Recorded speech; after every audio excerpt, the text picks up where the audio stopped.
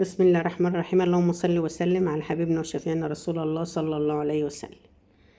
هنا بقى يا بنات عملنا لكم احلى بدنجان. البدنجان مال السوق الايام دي، البدنجان المخلل الجميل اللي كلنا بنحبه، وطريقتي جميله قوي واخداها من صاحبتي السوريه وكنت عاملاه قبل كده على القناه التانية اللي هو بقى المكبوس ده المخلل.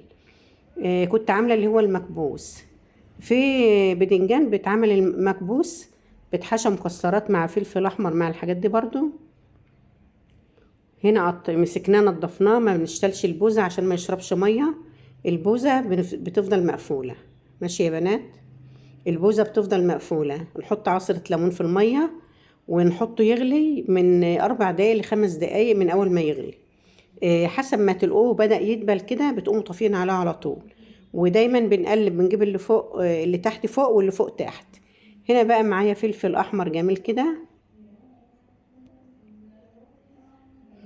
وهنمسكه نحوش البذر منه، وكان في عروق بيضة ولا حاجة عشان ما يبقاش فيه اي مرارة. بنشتري البذر والعروق البيضة اللي فيه، وبنقطع الفلفل اللي هو الاحمر.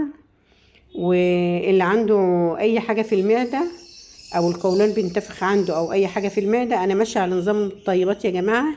انا بعاني من معدتي بقالي يجي 15 سنة، والحمد لله الحمد لله احمد ربنا ما عادش عندي الانتفاخ ولا عدت باخد علاج معدة، وعدت مرتاحة 100%. بس انا منعت كل الممنوعات اللي فيه يعني بصراحة. البصل باكل ببصل عادي بس في الاكل وما بكتروش. وبدبل البصل الصحيح والثوم الصحيح هو اللي بيتعب بصراحة، بيعمل حرقان في المعدة وبيعمل انتفاخ. انا نمسك الفلفل ننضفه كده ونضربه في الكبة. اهم حاجة في البدنجان المخلل ده، زي ما قلت لكم، لو عندكم حاجة في المعدة وقولون ما تحطوش توم خالص، وعادي خالص. هو اهم حاجة فيه الليمون والخل.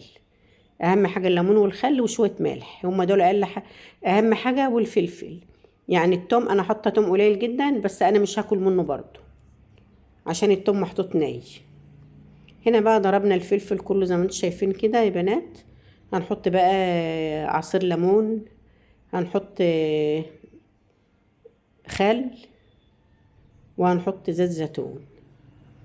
ما فيش عندكم زيت زيتون هتحطوا شويه زيت ذره. حطينا نص كوبايه عصير ليمون ونص كوبايه خل، وهنحط بقى شويه زيت زيتون زي ما انتوا عايزين. معلقه ملح على 3 كيلو بدنجان. وده كزبره ناشفه، كزبره ناشفه معلهاش ملح ولا حاجه، متحمصه ومطحونه. الطريقه دي جميله قوي. زيت الزيتون او زيت ذره حطوا زي ما انتوا عايزين، كميه الزيت زي ما انتوا عايزين يعني براحتكم. معلقتين 3 كوبايه، نص كوبايه. ما بحطلوش ميه، بعمله وبكبسه، بغطيه بكيس وبحطه في العلب وبدخله التلاجة. انا كده بقى هسيبه يبرد تماما، يبرد جدا يعني. وبعدين ارجع له بقى. نحوش بقى البوزه اللي كنا قافلين البدنجانه بيها عشان ما يوصلهاش اي ميه من جوه. بوز البدنجانه لو الشال واحنا قبل ما نسلقه هتشرب ميه ومش هتبقى حلوه معاكم خالص. بنسيب البوزة، وبعد ما بيستوى واحنا رايحين نحشيه كده بنشيل البوزة تاني كده. هتشرب بقى من التتبيلة بتاعتنا الجميلة دي كده زي ما انتم شايفين. رصناه رصة حلوة وبنحطه بقى في التلاجة وناكل منه في نفس اليوم. يعني في نفس اليوم اكلنا منه، في نفس اليوم طلعت منه يعني على السفرة. الليمون اهم حاجة والخل وشوية الملح والزيت بس، والفلفل. التوم مش ضروري. اللي عنده هو البدنجان دلوقتي معمول صحي 100%، بس اللي عنده زي ما كل حاجة كزبرة وشوية بقدونس خضر كل